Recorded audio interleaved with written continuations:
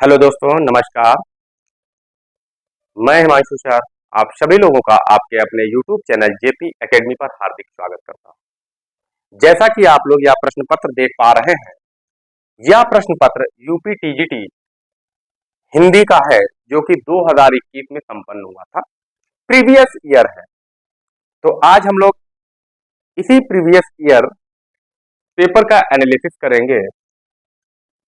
आप लोग भी इस प्रश्न पत्र को पूरी तरीके से देखिएगा और एनालाइज कीजिएगा खुद को कि आप लोगों ने कितना अध्ययन किया है और कहां तक आप स्कोर कर पा रहे हैं, कैसी आपकी तैयारी है या फिर अभी आपको कितनी और तैयारी की आवश्यकता है। तो ज्यादा देर ना करते हुए चलिए हम लोग शुरुआत करते हैं इस सेशन की। आज का अपना पहला प्रश्न जो है, त्वलकाराः का सही संधि विच्छेद है। क्या विकल्प ए तव धन लकारा होगा, विकल्प बी तव धन लिरिकारा होगा, विकल्प सी तव धन रिकार होगा या फिर डी तवल धन कारा होगा। तो आप लोग इसका आंसर दीजिए, कौन सा विकल्प हो जाएगा। तो यहां पर हम लोग कहेंगे विकल्प हमारा बी हो जाएगा, तव धन लिरिकारा हो जाएगा। ठीक है। प्रश्न संख्या 2, पार्वती का पर्यायवाची शब्द नहीं है। हमको यहाँ पर बताना है कि पार्वती का कौन सा पर्यायवाची शब्द नहीं होगा। क्या गिरिजा होगा, अर्पणा होगा, शैलजा होगा या फिर शिवानी होगा। कौन सा विकल्प हो जाएगा। तो यहाँ पर भी आपका विकल्प भी सही होगा, अर्पणा। ठीक है, ये आपका बिल्कुल सही हो जाएगा। इसमें ज्यादा व्याख्या नहीं करेंगे, हम लोग सिर्फ प्रश्नोत्तरी देख रहे हैं। ठीक है। प्रश्न संख्या 3 देखेंगे हम लोग। किंतु उस दिन यह सिद्ध हुआ जब कोई भी मनुष्य अनासक्त होकर चुनौती देता है, इसलिए इतिहास को उस दिन नक्षत्रों की दिशा बदल जाती है। इन पंक्तियों के सृजेता तथा कृति का नाम बताइए कि यह पंक्तियां किसने लिखी है, वह किस रचना में। तो ये पंक्तियां क्या अंधा युग की है, जो कि धर्म भारती ने लिखी है। क्या एक कंठ विस्प्यायी जो दुष्यंत कुमार की रचना में है। क्या एक आत्मा वक्तव्य की है जो मुक्तिबोध ने रचा है, या फिर आत्महत्या के विरुद्ध जिसकी रचना रघुवीर सहाय ने की है। कौन सा विकल्प हो जाएगा। तो आप बताएंगे इसका विकल्प ए हो जाएगा। ये जो पंक्तियां हैं ये अंधा युग की हैं, जिसके रचनाकार धर्मवीर भारती जी। चलिए अगला प्रश्न देखते हैं। प्रश्न संख्या 4। प्रश्न संख्या 4, कविता की नई तारीख किसकी कहानी है। क्या ज्ञान रंजन की है, क्या काशीनाथ सिंह की है, श्रीकांत वर्मा या फिर उदय प्रकाश की है। कौन सा यहाँ पर विकल्प सही हो जाएगा। तो क्या बताएंगे कि विकल्प यहाँ पर आपका विकल्प बी सही हो जाएगा कि काशीनाथ सिंह की है। क्या कविता की नई तारीख, ये विधा क्या है, ये कहानी विधा है, किसकी रचना है। तो काशीनाथ सिंह की रचना है। प्रश्न संख्या 5, प्रज्ञा नवन वोन्मेष शालिनी प्रतिभा मत्ता किसकी उक्ति है। क्या यह कुंतक की है, क्या मम्मट की है, भट्टलोलक या फिर श्री भट्टतोत की है। तो ये किसकी उक्ति है। तो आप क्या बताएंगे कि यह जो है श्री भट्टतोत की उक्ति है। विकल्प डी सही हो जाएगा। प्रश्न संख्या 6 देखिए। आचार्य भरत मुनि ने नाटक में अभिनय को किस वेद से लिया गया माना है। क्या ऋग्वेद से माना है, क्या सामवेद से माना है, यजुर्वेद से या फिर अथर्ववेद से। तो भरत मुनि ने जो नाट्यशास्त्र की रचना की है, जिसे पंचम वेद का नाम दिया है, उसमें किसी ना किसी वेद से कुछ ना कुछ लिया है। तो अभिनय को किस वेद से इन्होंने ग्रहित किया है। तो आप बताएंगे यजुर्वेद से, अर्थात विकल्प सी आपका सही हो जाएगा। ठीक है। प्रश्न संख्या 7, प्रगतिवाद आंदोलन के सैनिक रूप का उल्लेख किस साहित्यकार ने किया है। तो सैनिक रूप का उल्लेख किसने किया है। क्या प्रेमचंद्र ने किया है, मुक्तिबोध ने, अज्ञेय या फिर नागार्जुन हो जाएंगे। तो आप लोग अपनी प्रतिभा को पहचानने का प्रयास कीजिए, अपनी तैयारी को जांचने की प्रयास कीजिए, जांचने की कोशिश कीजिए कि यहाँ पर कौन सा विकल्प होगा। तो आप बताएंगे विकल्प बी सही होगा, अर्थात मुक्तिबोध हो जाएगा, जिन्होंने प्रगतिवाद आंदोलन को सैनिक रूप का उल्लेख कहा है। ठीक है। प्रश्न संख्या 8, हिमाद्रि तुंग श्रृंग से प्रबुद्ध शुद्ध भारती स्वयं प्रभा समुज्ज्वला स्वतंत्रता पुकारती। प्रस्तुत पंक्तियों में काव्य का कौन सा गुण है? तो काव्य गुण की बात की है। काव्य गुण कितने होते हैं? तो आप लोग जानते होंगे कि काव्य गुण कितने होते हैं, तो आप बताएंगे कि 3 है। कौन कौन से होंगे? तो क्या बताएंगे? ओज होता है, ओज गुण होता है। दूसरा कौन सा होगा? प्रसाद गुण होता है और माधुर्य गुण होता है, जो कि आपको यहाँ विकल्प में दिए हुए हैं। लेकिन आपको बताना है कि इन पंक्तियों में कौन सा गुण है, तो कौन सा है? तो यहां पर ओज गुण हो जाएगा, विकल्प भी आपका सही हो जाएगा। समास से प्रश्न आया है, प्रश्न संख्या 9, बैलगाड़ी में समास होगा। कौन सा समास होगा? क्या द्वंद्व समास होगा? क्या द्विगु समास होगा? कर्मधारय समास या फिर तत्पुरुष समास हो जाएगा?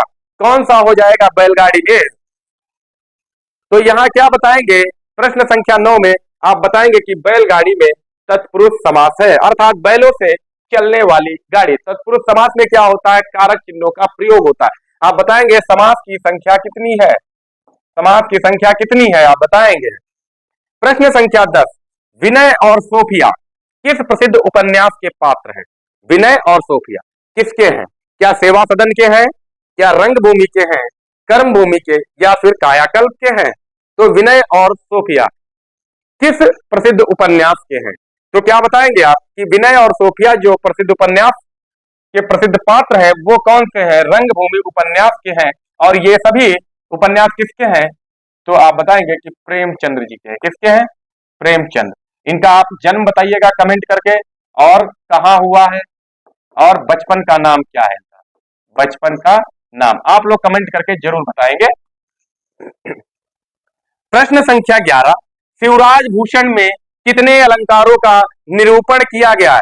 शिवराज भूषण क्या 15 अलंकार हैं, 51 अलंकार, 99 या फिर 105 अलंकार हैं? तो कितने अलंकारों का उल्लेख किया गया या निरूपण किया गया है? तो कौन सा विकल्प होगा? आप क्या बताएंगे कि विकल्प इसका डी हो जाएगा कि शिवराज भूषण में जो है 105 अलंकारों का उल्लेख किया गया है। ठीक है, और ये रचना किसकी है? तो आप बताएंगे भूषण की है। ठीक है, किसकी रचना है? भूषण की रचना है। ठीक है। प्रश्न संख्या 12, प्रश्न संख्या 12, तुलसीदास ने कौन सी रचना अपनी शारीरिक पीड़ा के निवारणार्थ की थी? कौन सी रचना थी जो इन्होंने अपने शारीरिक पीड़ा से मुक्ति पाने के लिए लिखी थी, रची थी रचना या लिखी थी? क्या विनय पत्रिका होगा? क्या हनुमान बाहो? क्या रामचरितमानस या फिर जानकी मंगल होगा? तो कौन सी रचना हो जाएगी? तो आप बताएंगे कि शारीरिक पीड़ा से मुक्ति पाने के लिए इन्होंने हनुमान बाहो की रचना की थी, अर्थात विकल्प भी सही हो जाएगा। ठीक है, हनुमान बाहो। आप विनय पत्रिका की भाषा बताएंगे। विनय पत्रिका की भाषा क्या है? प्रश्न संख्या 13, पितृ शब्द के सप्तमी विभक्ति के तीनों वचनों के रूप है क्रमशः, क्या होगा? क्या विकल्प ए होगा पितर पितरो पितृषु, विकल्प बी पितर पित्रो पित्रोहो पितृषु, विकल्प सी पिते पित्रोहो पितृषु, या फिर विकल्प डी पितर पितरो पितेषु हो जाएगा। तो यहां कौन सा विकल्प हो जाएगा? तो आप बताएंगे इसका विकल्प बी सही होगा, पितर पित्रोह पितृषु। ठीक है। प्रश्न संख्या 14, युष्मद् शब्द के चतुर्थी विभक्ति एक वचन के रूप है, क्या होगा? कौन सा हो जाएगा? क्या युभ्यम तथा तब हो जाएगा? युभ्यम तथा ते, युभ्यम तथा तव्य, त्व तथा त्वाम हो जाएगा? तो यहां पर कौन सा हो जाएगा? तो यहां विकल्प बी सही होगा, तुभ्यम तथा ते होगा। ओके, उम्मीद करते हैं आप लोगों को बेहतर लग रहा होगा। आप हमारे साथ बने रहिए और भी बेहतर तरीके से आप इसका अध्ययन कर पाएंगे। प्रश्न संख्या 15, निबंध वह गद्य रचना है जिसमें लेखक किसी भी विषय पर स्वच्छंदता पूर्वक परंतु एक विशेष सौष्ठव, संहीनता और वैयक्तिकता के साथ अपने भावों, विचारों और अनुभवों को व्यक्त करता है। यह परिभाषा किस विद्वान की है? क्या श्याम सुंदर दास की है? क्या भागीरथ मिश्र की है? भारतेंदु की या फिर डॉक्टर नगेंद्र की परिभाषा है? तो इसमें कौन सा विकल्प होगा? तो क्या बताएंगे कि यह परिभाषा विकल्प बी में जाएगा, भागीरथ मिश्र जी की है। ठीक है। प्रश्न संख्या 16, गुरु नानक देव की माता का नाम था, क्या नाम था भाई? गुरु नानक देव की माता का नाम क्या था? क्या लक्ष्मी था, वितस था, रुपना या फिर तृप्ता था? तो कौन सा विकल्प हो जाएगा यहां पर? तो बताएंगे विकल्प बी सही होगा। गुरु नानक देव की माता का नाम तृप्ता था, इनके पिता का नाम आप कमेंट करके बताएंगे, ठीक है? पिता का नाम कमेंट करेंगे, फास्ट कमेंट। प्रश्न संख्या 17, निम्नलिखित में स्त्रीलिंग शब्द है, स्त्रीलिंग बताना। हिंदी में लिंग कितने प्रकार के होते हैं? तो 2 प्रकार के। तो स्त्रीलिंग शब्द कौन सा होगा? क्या जवाब होगा, गुलाब होगा, हिसाब होगा या फिर शराब हो जाएगा? तो क्या बताएंगे? आप सभी लोग जानते होंगे, इसका विकल्प डी सही हो जाएगा, शराब। प्रश्न संख्या 18, शोभा सरसाने न बखाने जात के हो भांति, शोभा सरसाने न बखाने जात के हो भांति, आने हैं पहाड़ मानो काजर के ढोए के। यह पंक्ति किसकी है? क्या देव की है, क्या सेनापति की है, क्या मतिराम की है या फिर चिंतामणि की? तो ये पंक्तियां किसकी है?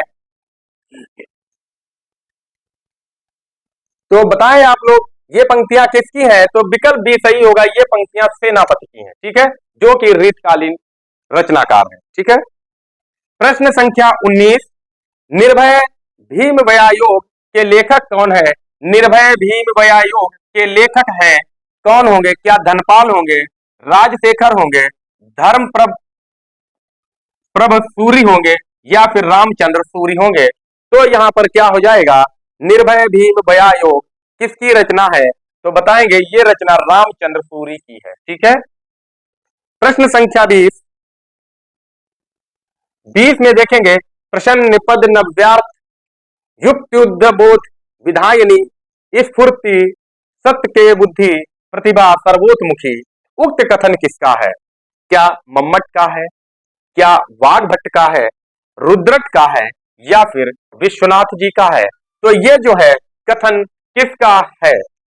तो यहां पर जो ये कथन दिया है, प्रसन्न पद नव्यार्थ युक्त बोध विधायनी स्फुरंती सत्य बुद्धि प्रतिभा सर्वोतमुखी, ये जो कथन है ये वाग्भट्ट जी का है, ठीक है, वाग्भट्ट।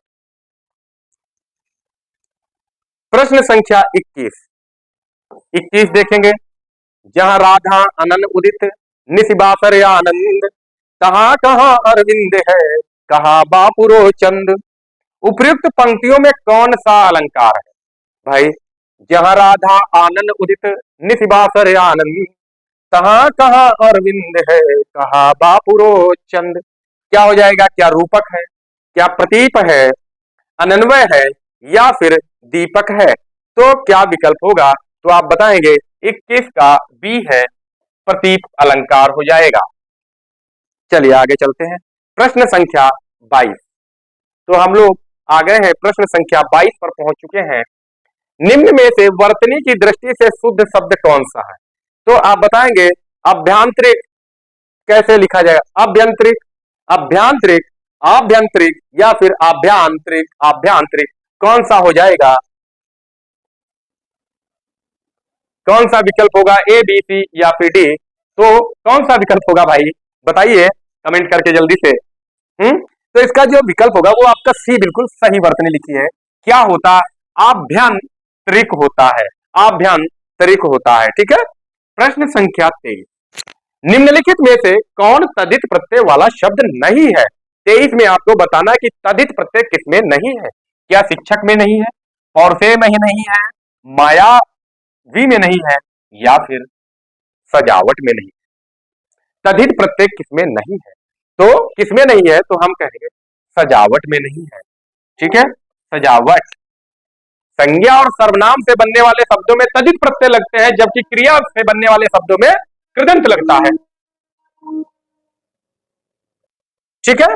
प्रश्न संख्या 24, अखिल भुवन चर चर जग हरि मुख में लखिमात, चकित भई गद गद वचन विकसित दृग पुल कातु, उपयुक्त पंक्तियों में निहित रस कौन सा है? क्या अद्भुत रस होगा, क्या भयानक रस होगा, क्या विभत्स होगा या फिर वात्सल्य रस होगा? कौन सा हो जाएगा? अखिल भुवन चर अचर जग हरिमुख में लखिमात चकित भई गद गद वचन विकसित द्रग पुलकातु। कौन सा विकल्प हो जाएगा इसमें भाई 24 का? तो कौन सा होगा विकल्प आप बताएंगे इसका? ए हो जाएगा, अद्भुत हो जाएगा। यानी कि कह क्या रहा कि श्री कृष्ण के मुख में संपूर्ण संसार देखकर माता जो है चकित हो गई, यानी कि अद्भुत हो गया। ठीक है। वात्सल्य रस सम्राट किस कवि को कहा जाता है? वह रस सम्राट। ठीक है, बताएंगे आप। अपभ्रंश 25 प्रश्न में देखेंगे, अपभ्रंश में दोहा काव्य की परंपरा का आरंभ किस कवि ने किया है? अपभ्रंश में जो दोहा काव्य की शुरुआत हुई है वो किस कवि से मानी जाती है? क्या हेमचंद्र होंगे, जोइंद से, धनपाल से या फिर सोमनाथ से? तो यहाँ आप क्या बताएंगे? तो अपभ्रंश में दोहा काव्य की परंपरा की शुरुआत जो है जोइंद से मानी जाती है, अर्थात विकल्प बी सही हो जाएगा। ठीक है। प्रश्न संख्या 26 देखिए, संत काव्य परंपरा का कौन सा कवि अपनी विद्वता सर्वाधिक शिक्षित होने के कारण प्रसिद्ध है?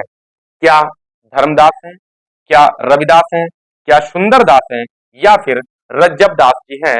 तो कौन सा हो जाएगा?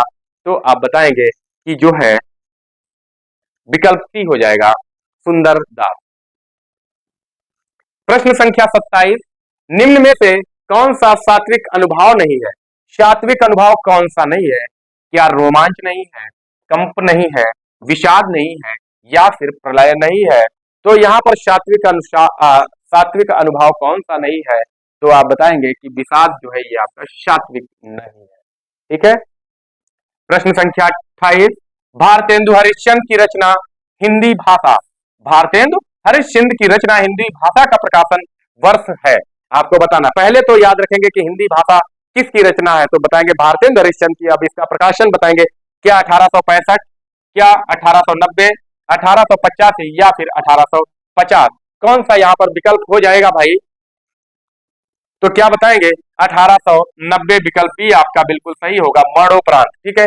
इनका जो देहावसान हुआ था वो 1885 ईस्वी में इनका निधन हो गया था। किसका? भारतेंदु जी का हुआ था। और जन्म कब हुआ था तो ये आप बताएंगे। प्रश्न संख्या 29, नदी कोस भर टेढ़ी है का संस्कृत अनुवाद है? नदी कोस भर टेढ़ी है का संस्कृत अनुवाद क्या होगा? नदी क्रोसेण कुटिला, नदी क्रोशाय कुटिला, नदी क्रोश कुटिला या फिर नदी क्रोशात कुटिला? कौन सा हो जाएगा भाई? तो आप बताएंगे कि इसमें जो विकल्प सी सही हो जाएगा, नदी क्रोश कुटिला होगा। ठीक है। प्रश्न संख्या 30, अवधिशिला का उस पर था गुरुभार, तिल तिल काट रही थी दृग जलधार, प्रस्तुत पंक्तियों में कौन सा छंद है? अवधिशिला का उस पर था गुरुभार, तिल तिल काट रही थी दृग जलधार। पंक्तियों में छंद क्या कौन सा होगा? क्या दोहा होगा, परवय होगा, सोरठा होगा या फिर रोला होगा? कौन सा विकल्प हो जाएगा भाई? ए, बी, सी या फिर डी? आप बताएंगे कि यहाँ कौन सा विकल्प हो जाएगा? तो आप कहेंगे कि इसमें विकल्प भी सही होगा, इसमें बरवय छंद है। ठीक है। और बरवय छंद जो है अवधि का निजी छंद भी कहा जाता है। अवधि का निजी छंद कौन माना जाता है? तो आप बताएंगे बरवय छंद। ठीक है। प्रश्न संख्या 31, काम भाव और शरीर का सौंदर्य उनके यहाँ उत्सव रूप में है, विद्यापति के संदर्भ में यह कथन किसका है? बहुत बेहतर प्रश्न है। काम भाव और शरीर का सौंदर्य उनके यहाँ उत्सव रूप में है, किसने कहा है विद्यापति के संदर्भ में? क्या रामस्वरूप चतुर्वेदी जी ने कहा है, क्या डॉक्टर नगेंद्र जी ने कहा है, बच्चन सिंह या फिर रामचंद्र शुक्ल जी ने कहा है? किसने कहा है भाई? बताएंगे। प्रश्न संख्या 31 का विकल्प क्या हो जाएगा? ए, बी, सी या फिर डी? तो आप बताएंगे विकल्प ए बिल्कुल सही होगा, रामस्वरूप चतुर्वेदी जी ने या विद्यापति के संदर्भ में कहा है कि काम भाव और शरीर का सौंदर्य उनकी रचनाओं जैसा और कहीं भी नहीं मिलता है। ठीक है।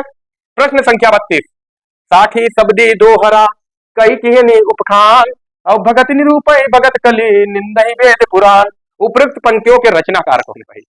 बहुत बेहतर। रचनाएं आपसे बहुत अच्छे से पूछी जाती हैं, आप लोग याद रखेंगे कि ये रचना किसकी है। क्या तुलसीदास की रचना है, क्या कबीरदास जी की है, क्या मलिक मोहम्मद जायसी या फिर कुतुबंजी की है? शाखी सबदी दोहरा कहीं किहनी उपखान और भगत निरूपय भगत कली निंदहि वेद पुराण। विकल्प ए अर्थात तुलसीदास की ये पंक्तियां हैं। ठीक है, 32। प्रश्न संख्या 33 की ओर चलते हैं हम लोग।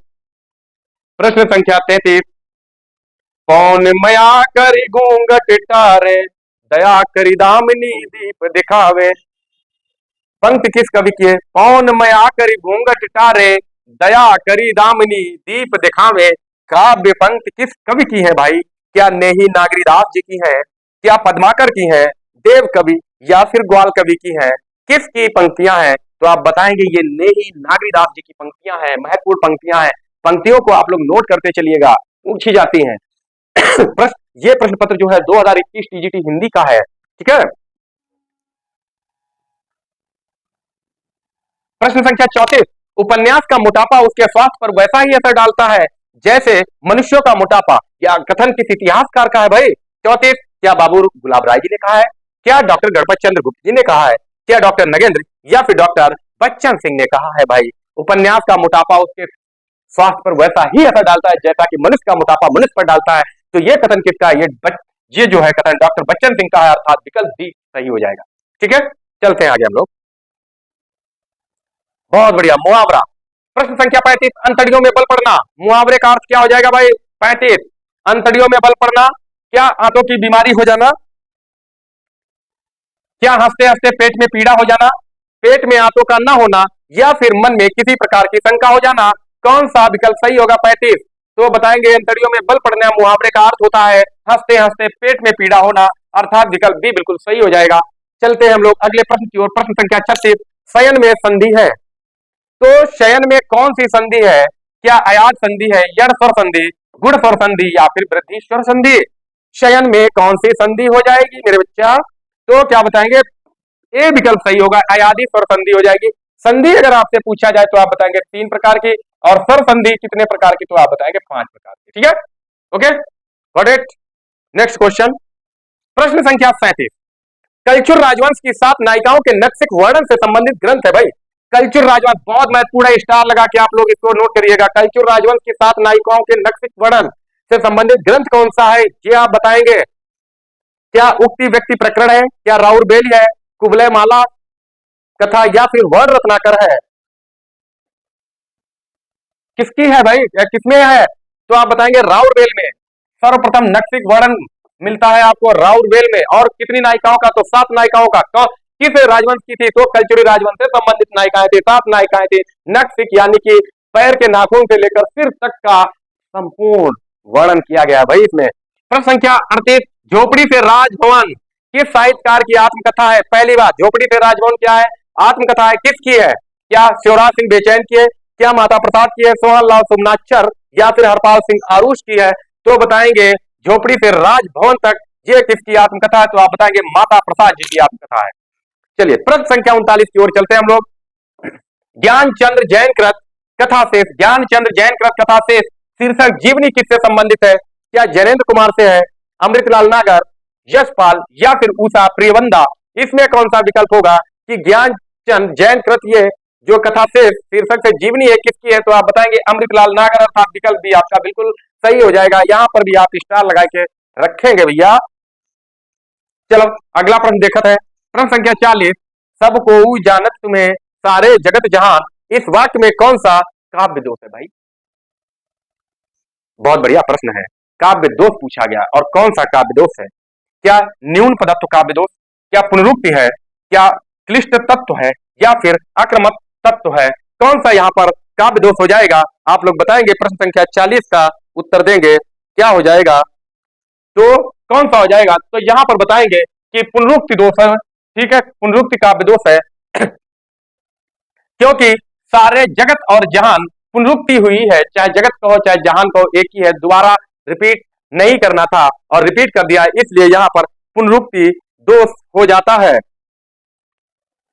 ठीक है, चलिए प्रश्न संख्या 41, प्रश्न संख्या 41 रामचंद्र शुक्ल का हिंदी साहित्य का इतिहास पहले किस ग्रंथ की भूमिका के रूप में छपा था? हिंदी साहित्य इतिहास लेखन की परंपरा में महत्वपूर्ण नाम है आचार्य रामचंद्र शुक्ल का, जिन्होंने 1929 में ग्रंथ की रचना की थी और उस ग्रंथ का नाम था हिंदी साहित्य का इतिहास। परंतु यह पहले किस नाम से प्रकाशित हुआ था ये बताएंगे।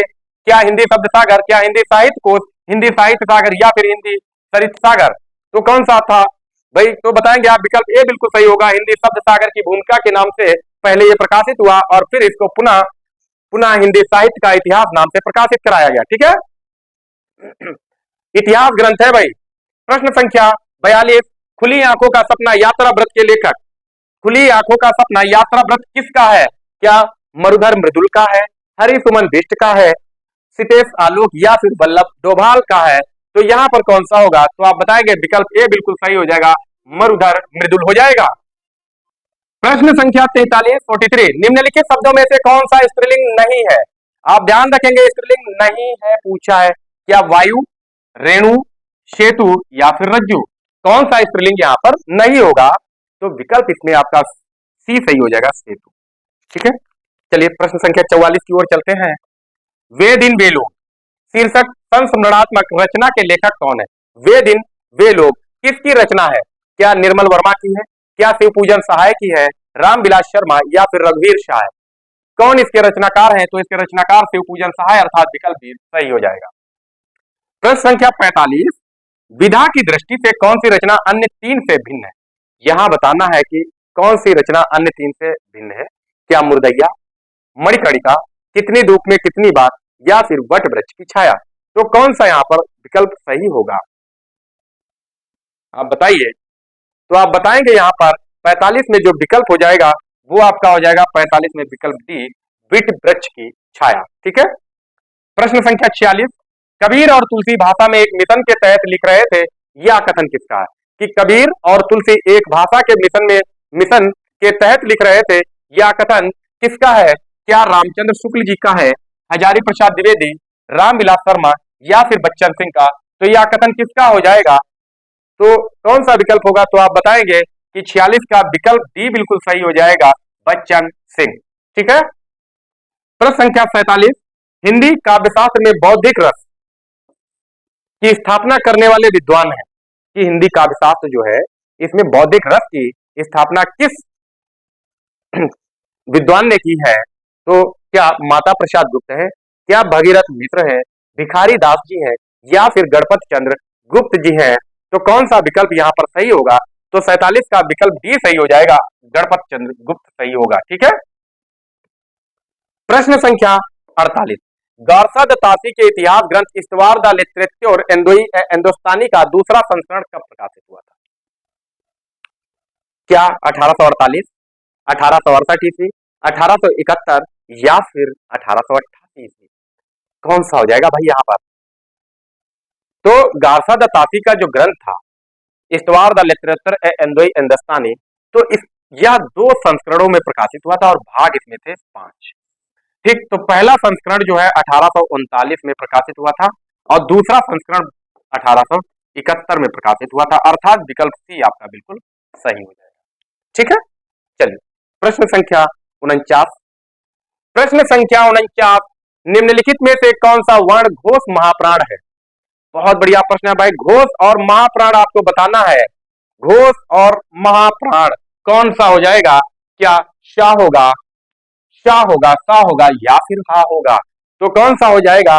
घोष भी हो और महाप्राण हो। तो क्या बताएंगे? आपका विकल्प डी सही होगा। यह जो है महाप्राण है, बाकी सभी अल्प प्राण है और सारे के सारे वर्ण घोष हैं। ठीक है, प्रश्न संख्या 50, अर्थ निर्दिष्ट करने की दृष्टि से निम्नलिखित में से कौन सा उपसर्ग अन्य तीन से भिन्न है? क्या अब होगा, अप होगा, परि होगा या फिर दूर हो जाएगा? तो यहां पर कौन सा हो जाएगा? 50 में कौन सा विकल्प होगा? तो आप बताएंगे यहां पर विकल्प सी सही हो जाएगा, परि सही हो जाएगा। ठीक है, तो आज हम लोगों ने अभी इस वीडियो में 50 महत्वपूर्ण क्वेश्चन आंसर कर लिए हैं। शेष क्वेश्चन आंसर हम लोग अगली स्लाइड में करेंगे। आज के लिए हम क्षमा चाहेंगे कि पूरा प्रश्न पत्र नहीं करा पाए हैं किसी कारणवश। ठीक है, तो बाकी अगला भाग जो है, अगला जितना भी शेष रह गया प्रश्न पत्र, वो भाग द्वितीय में आपको मिल जाएगा। तो आप हिंदी टीजीटी की तैयारी करने वाले सभी हमारे साथीगण हमें मैसेज करें, कमेंट करें और बताएं कि आप लोगों को यह वीडियो कैसा लगा है और कंटेंट कैसा है। अभी कंटेंट की बात तो ना करें क्योंकि यह जो है प्रश्न पत्र 2021 का है टीजीटी का। तो आगे आप टीजीटी की तैयारी करना चाहते हैं तो आप हमारे चैनल से जुड़ सकते हैं। आप देखिए कि आपको कंटेंट कैसा मिल रहा है और यकीन करिए आपको कंटेंट बेहतर लगेगा। आप लोग देखिएगा और जैसा भी आपको वीडियो लगा है, ठीक लगा है, तो आप लोग इसको लाइक कर दीजिएगा, अपने फ्रेंड को शेयर कर दीजिएगा। अगर वीडियो अच्छा लगा है, पढ़ाने की शैली वगैरह कुछ ठीक ठाक लग रहा है तो आप जो है चैनल सब्सक्राइब कर लीजिएगा। Thanks for watching video. Take care, bye bye. बेहतर तरीके से आप लोग तैयारी करते रहिए, समय शेष नहीं है। ठीक है, इतना ही कहना चाहेंगे। Okay bye, take care.